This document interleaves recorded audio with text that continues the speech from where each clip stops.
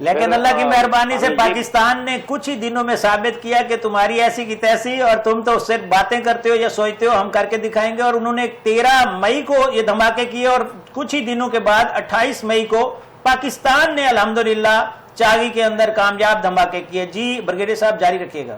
جی بالکل صحیح ہے.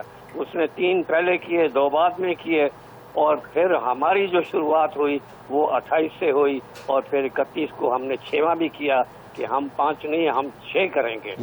اور ہمیں یہ بھی یاد ہے کہ پاکستان کے اوپر کس قدر جو ہے ویسٹرن پریشر آیا، خاص کر امریکہ کا صدر جو اس وقت جو تھا، اور پھر یہ جو ٹونی بلیئر برطانیہ کا، یہاں تک کہ $5 بلین کی آفر بھی یہ دی گئی، اور ڈرایا بھی گیا، دھمکایا بھی گیا. اور ہمارے اندر بھی یہاں پر ایسی لابیز تھی جو کہ اینٹی جو تھے کہ جی وہ نہیں ہمیں کرنا چاہیے، ہمیں بڑا نقصان ہر ٹائم پہ ہمارے ساتھ اندر میں اس طرح کی چیزیں رہتی ہیں. لیکن اس طرح کی چیزوں کے ہوتے ہوئے بھی ہم اللہ کی مہربانی سے کامیاب ہوتے ہیں. یہ ایک بڑی کامیابی ہے. بریگیڈیئر صاحب آپ نے عید کیسے منائی ہے؟ پاکستان کی سر بلندی کی دعائیں کی ہیں آپ نے؟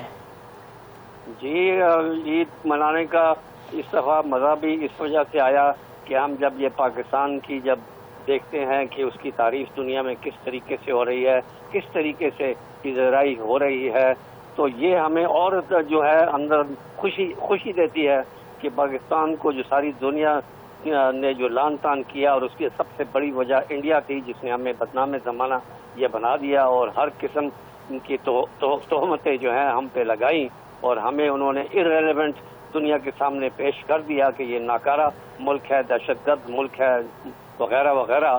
تو وہ اس تمام چیزیں جو ہے نا آج ہم نے دھو ڈالی، اور آج دنیا ہمیں ایک دوسری نظر سے یہ دیکھ رہی ہے. اور اتنی عزت اور پذیرائی پاکستان کی پوری تاریخ میں پاکستان کو کبھی نہیں ملی. بالکل ایسا ہی ہے. اللہ تعالیٰ کی مہربانی سے جتنا دشمن بھیانک ہے، خوفناک ہے، سازشی ہے، اتنا ہی اللہ تعالیٰ نے ہمیں بصارت عطا کی ہے، اور فیلڈ مارشل سید عاصم منیر کی شکل میں ایک ایسی پرسنالٹی سے نوازا ہے جو کہ تمام تر ان سازشوں سے نپٹنا جانتے ہیں اور ہر طرح کے جواب دینا جانتے ہیں. بہت شکریہ بریگیڈیئر آصف ہارون، آپ ہمیشہ بہت مزیدار باتیں